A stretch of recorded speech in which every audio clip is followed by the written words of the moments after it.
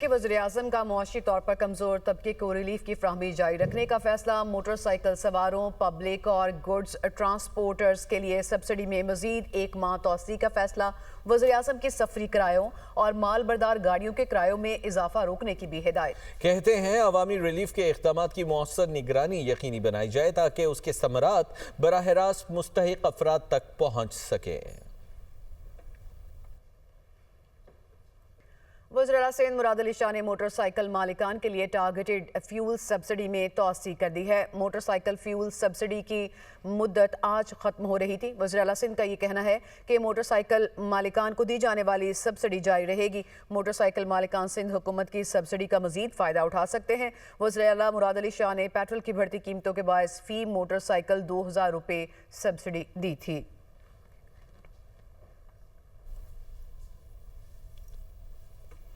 जौहरी और missile programme के तहफ़्फ़ुज़ का अज़्म, आबी रास्तों पर दुश्मन की रुकावटें ख़त्म करने का ऐलान। ईरानी सुप्रीम लीडर मुश्तबा खामनाई का कहना है ईरानी कौम जौहरी और मिसाइल सलाहियतों को कौमी सरमाया समझती है और आवाम इन सलाहियतों की हिफाजत उसी तरह करेंगे जैसे अपने पानी, ज़मीन और फ़ज़ाई सरहदों की करते हैं। खलीज फ़ारस का मुस्तक़बिल अमरीका की मौजूदगी के बगैर रोशन होगा। तेहरान और खलीजी ममालिक का मुक़द्दर मुश्तरक है। खित्ते में गैर मुल्की अनासिर के लिए कोई जगह नहीं। खलीज और आबी गुजरगाहों का तहफ़्फ़ुज़ यकीनी बनाया जाएगा। आबनाए हुर्मुज़ के नए नज़्म से अमन, तरक्की और मुआशी फ़वाइद हासिल होंगे। जंग के बाद खलीज और आबनाए हुर्मुज़ में नए मरहले की तश्कील हो रही है। खित्ते को सियासी और सिक्योरिटी सूरत हाल बदल रही है। अबनाए हरमुज़ का नाम अबनाए ट्रंप। अमरीकी सदर की सोशल मीडिया पर पोस्ट और अमरीकी सदर कुछ अर्सा पहले तकरीर में अबनाए ट्रंप की इस्तेमाल कर चुके हैं। उन्होंने हंसते हुए कहा था कि मीडिया इब्तिदा में उसे शायद गलती समझे, लेकिन सब जानते हैं कि वो कभी कभार ही गलती करते हैं। इसराइली फ़ौज की जनूबी लेबनान में कार्रवाइयों में तेज़ी आ गई है। इसराइली फ़ौज का जनूबी लेबनान में 5 हिज़्बुल्लाह जंगजू शहीद करने का दावा सामने आया है। अरब मीडिया के मुताबिक मुजद्दल जोन और दीगर इलाकों में इसराइली फोर्सेस की शदीद बमबारी भी सामने आई है। 2 मार्च से अब तक लेबनान में इसराइली हमलों से 2534 अफराद शहीद हो चुके। ज़ख्मियों की तादाद 7863 हो गई है।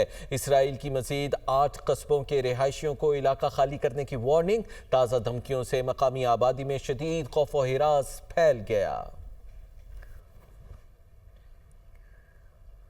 लेबनान में सूरत हाल तशवीशनाक खुराक का बहरान शिद्दत इख्तियार कर गया है। अक़वाम मुत्तहिदा के तर्जुमान स्टीफन डोजाक की प्रेस ब्रीफिंग। कहा, लेबनान में सिक्योरिटी सूरत हाल इंतहाई नाजुक और गैर मुस्तहकम है। हर 4 में से 1 लेबनानी को खाना छोड़ने या सामान फरोख्त करने पर मजबूर होना पड़ सकता है। इंसानी इमदाद के लिए फ़ंड्स की शदीद कमी भी दरपेश है।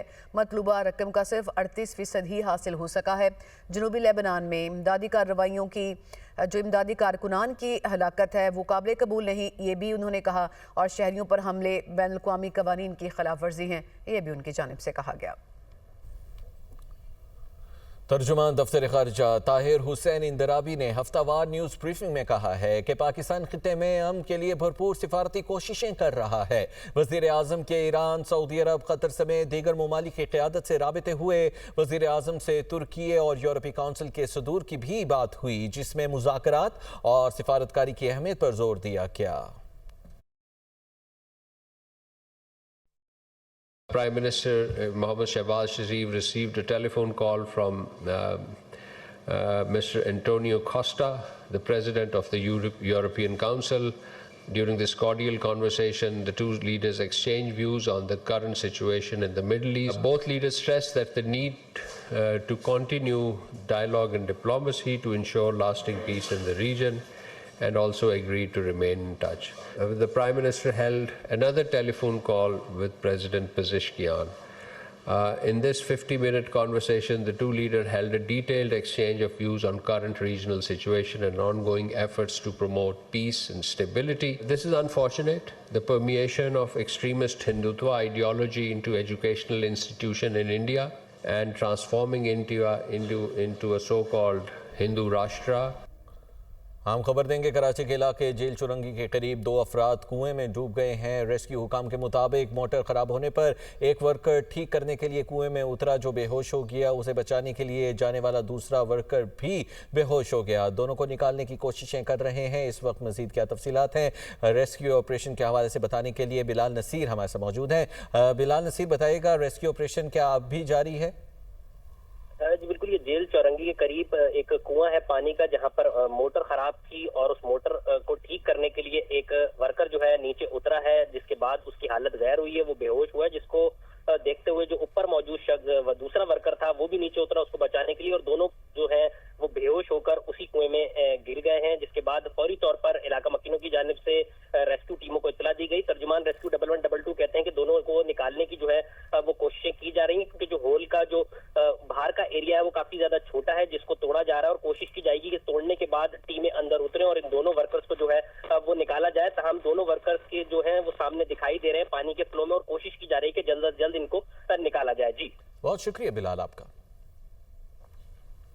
इस्लामाबाद के मौसम की खबर दें आपको, जहां तेज हवाओं के साथ मूसलाधार बारिश। वफाकी दारुल हुकूमत का मौसम खुशगवार हो गया।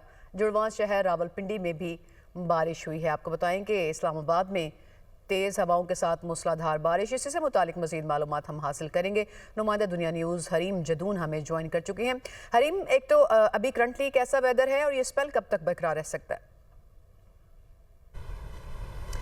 देखिए सानिया, करंटली जो वेदर है वो इतना खूबसूरत है कि देख के दिल खुश हो गया है कि राइट साइड पे अगर आप देखें मेरे तो इस वक्त बादल जो है वो काले घटाएं जो हैं वो छा गई हैं, और मेरी लेफ्ट साइड पे देखें तो मारगला की पहाड़ियों में इस वक्त सूरज गरूब हो रहा है और सूरज की किरणें आसमान पे बिखरी हुई हैं, और जो कि बहुत खूबसूरत नज़ारा पेश कर रही हैं। इसके साथ साथ ठंडी हवाएं चल रही हैं, और अब से कुछ ही देर पहले इस्लामाबाद में मूसलाधार बारिश भी हुई है, जो कि वक्फे से जारी है। तो उसके बायस मौसम इतना सुहाना हो चुका है कि इस्लामाबाद तो बहुत ही खूबसूरत दिखाई दे रहा है। जहाँ तक स्पेल की बात रही तो ये बारिश आज रात तक चलती रहेगी। कल बारिश का इम्कान नहीं है, अलबत्ता परसों बारिश का दोबारा से इम्कान जो है वो जाहिर किया गया है। महकमा मौसमियात की जानिब से बताया गया कि संडे तक ये बारिशें जो हैं वो एक्सपेक्ट की जा रही हैं, और इस्लामाबाद में मौसम जो है वो अच्छा हो चुका है। दर्जा हरारत में कमी आ चुकी है, और सिर्फ यहाँ पे नहीं बाकी भी जो एरियाज़ हैं, मरी गलियात की बात कर लें, इसके अलावा कश्मीर गिलगित बल्तिस्तान की बात कर लें, वहाँ पे भी मौसम बड़ा खूबसूरत हो चुका है और ठंडी हवाएं चल रही हैं।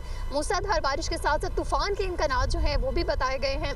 इस वक्त भी अगर आप देख सके तो यहाँ पे ठंडी हवाएं चल रही हैं और मौसम बहुत ही खूबसूरत हो चुका है, और आज रात में दोबारा से बारिश होने की चल रही है। मौसम खूबसूरत है और शहरी यकीनन एंजॉय कर रहे होंगे। हरीम जदून, बहुत शुक्रिया, आपने हमें मालूमात दी। वज़ीर आज़म शहबाज शरीफ से यूनिसेफ के वफ्द की मुलाकात हुई। वज़ीर आज़म शहबाज शरीफ ने वफ्द का पाकिस्तान में खैर मकदम किया और हुकूमत कौम के बच्चों के मुस्तकबिल को महफूज बनाने के लिए तरजीही बुनियादों पर इक़दाम उठा रही है, ये बताया गया वज़ीर आज़म की जानिब से वफ्द को। और पाकिस्तान इंसदाद पोलियो को अव्वलीन तरजीह समझता है। वफ्द ने वज़ीर आज़म का शुक्रिया अदा किया और पाकिस्तान में सर्वे के हवाले से इजलास को आगाही दी, जबकि बच्चों की पोलियो समेत मूसी अमराज से हिफाजत के लिए इक़दामात काबिल सत्ताइश करार दिए गए हैं। ये वफ्द की जानिब से कहा गया है। पाकिस्तान में बच्चों की बीमारियों से मुतल्लिक़ इक़दामात देखकर खुशी हुई, ये इज़हार ख्याल किया गया है वफ्द की जानिब से। और जो शुरका थे उनका ये कहना था कि हुकूमत सेहत, तालीम, नौजवानों की तरबियत और IT के शोबे में गरां कदर इक़दामात उठा रही है।